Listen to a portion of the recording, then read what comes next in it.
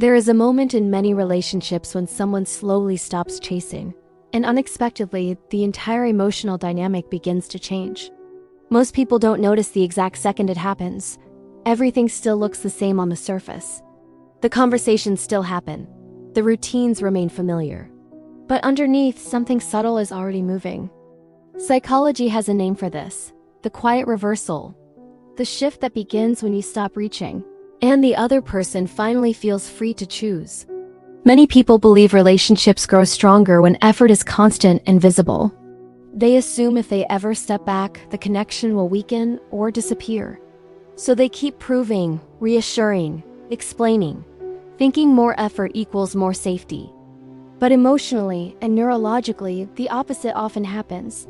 The more someone feels chased, the more the nervous system quietly begins to seek space rather than closeness. What is happening beneath the surface is subtle, but highly predictable. People often begin noticing small signals. Conversations feel calmer, responses feel less obligated. The emotional tension quietly softens. These early shifts are not distance. They are the beginning of the quiet reversal. When chasing stops, the nervous system no longer feels required to respond immediately, perform emotionally, or manage someone else's expectations. That pressure slowly lifts. And in that calm space, something unexpected appears: curiosity. Instead of reacting to you, they finally have room to notice you. Instead of defending their space, they can actually feel whether they miss your presence. Or they don't. From her side, this shift is often quiet, almost invisible from the outside. When you were chasing, she wasn't just responding to you. She was managing the emotional atmosphere. Your hopes, your anxiety, your expectations. When you stop, her nervous system finally exhales. First, she may feel relief. No more pressure to text back, to reassure, to explain.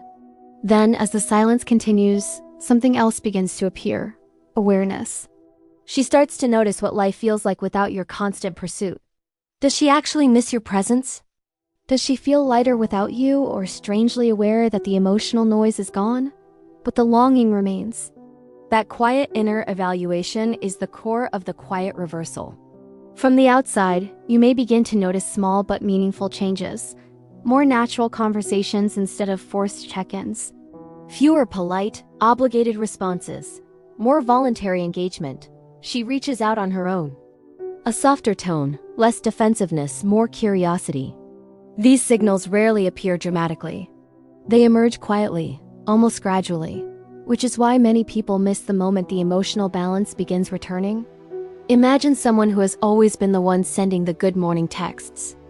Always checking in, always asking, "Are you okay?" One day, they stop. No announcement, no dramatic speech, just space. At first, she feels relief. No messages to answer, no expectations to manage. But after a few days, she notices something. She's thinking about them without being prompted.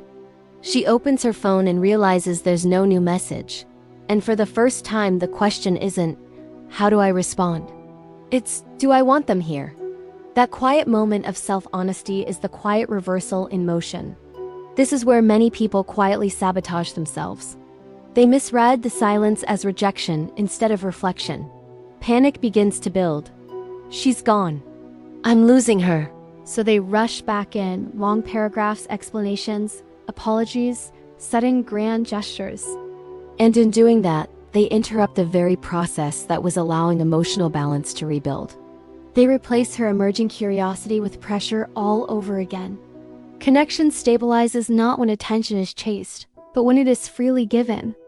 The more someone feels free to step back, the more meaningful it becomes when they step closer again. Emotional safety is not created by constant pursuit, but by the felt freedom to choose. Understanding these quiet emotional shifts is what allows people to move through relationships with clarity instead of confusion. Because sometimes, the moment you stop trying to hold someone is not the end of the story. It is the first honest moment in it. When you no longer try to control the emotional outcome, you give the other person the one condition that allows genuine closeness to return: the quiet, unpressured space to decide if they truly want to. That is the quiet reversal. And most people never realize it is happening while it quietly reshapes the connection.